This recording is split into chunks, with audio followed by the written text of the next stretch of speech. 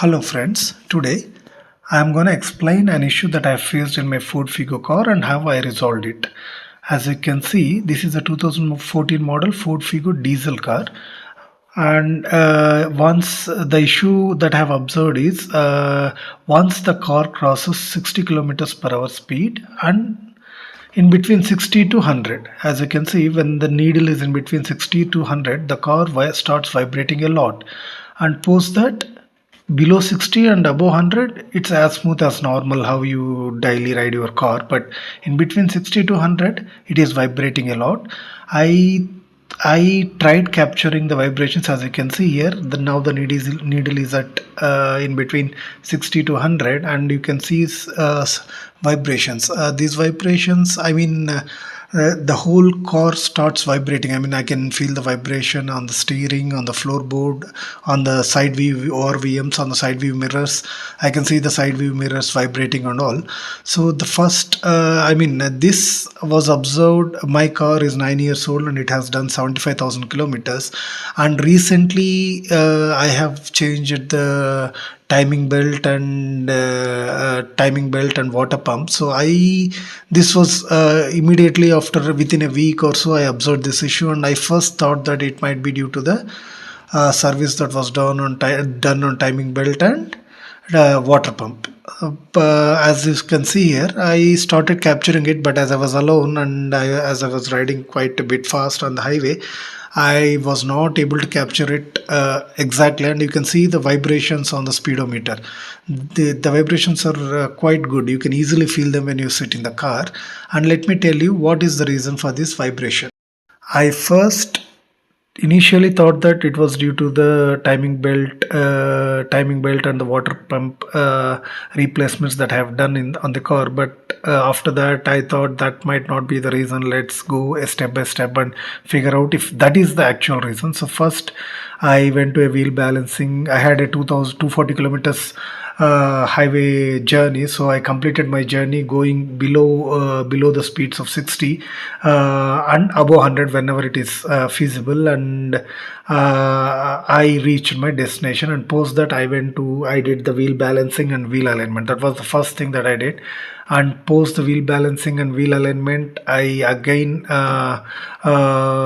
went for a drive, and still the vibrations were still there. So that was the first step that I did. And during this wheel balancing and wheel alignment, one of the tire had zero weights. It showed zero weights needed for that tire, but I was ignorant of that and I didn't think about it much. I thought that it was perfectly fine, and once it is done, I went for a ride and drive, and then I still observed the vibrations within the same speed band, that is above 60 and below 100. The vibrations are present on the car. So then I checked each and every tire to see if there is any issue with any of the tire. So when I started looking at the tires, in one of the tire, I'll show you that tire. You can see that in the video now. When in one of the tire, I was able to see a small bulge. So this was the cause for this vibration. So at that time, I was even not sure whether this was the issue. So when I observed that bulge, as you can see, you can see the date of the manufacturing of this tire. It was 10/2014. This is a spare tire which came with the car when I bought the car. I have not used this I have not used this tire for around 6 or 7 years.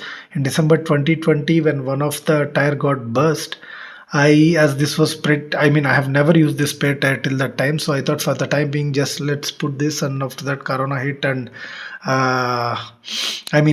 the second wave of Corona hit, and I totally missed replacing this tire. But both the rear tires were new tires.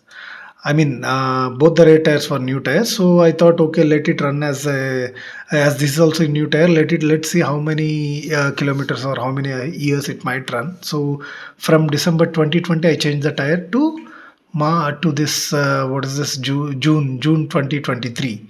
May. This happened in May, right? Yeah, May 2023. So it's almost exactly 2.5 years.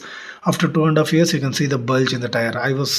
This was the reason for the vibration. So the first thing that I suspected the work that was done on the car, that is replacement of timing belt and water pump, but that was not the cause. Then I went ahead with the wheel balancing and wheel alignment. That was perfectly fine, and this wheel needed zero weights. So at that time I didn't think much about that, but that was an indication that the tire is not good. But it needed zero weights, so I didn't think about it much at that time. Once that is done, I went for a drive and I was still observing the same issue. Then I went ahead and looked each and every tire to see if there is any deformation and that is causing this issue, and I was able to find this tire with this bulge. So once now I changed the tires, both the rear tires, to again new tires, as I don't want an old tire and a new tire in the same axle. So I changed it to new tires, and now the vibrations are gone and my car is as good as how it was behaving earlier. So there are no more vibrations. Even if you face the same issue, first check your tires, do the wheel balance. If all your tires are proper, do the wheel balancing, wheel alignment, and then go with the other sorts of cornering out the issue. So when you see if you have the same issue, like if you are in certain speeds, if you see your car is vibrating a lot, you first do the check the wheels properly, and if all your wheels are fine, then go ahead with wheel balancing and wheel alignment, and then to the next set of cornering out the issue. If you have faced a similar sort of issue in your car, and if you had any observations that can add value, please do post that in the comments, and if you have any more queries on this, please do post that in the comments. Guys, it takes a lot of effort and time in making these videos. Please do support my channel by hitting the like button, and do subscribe to my channel and share this video if you like this video.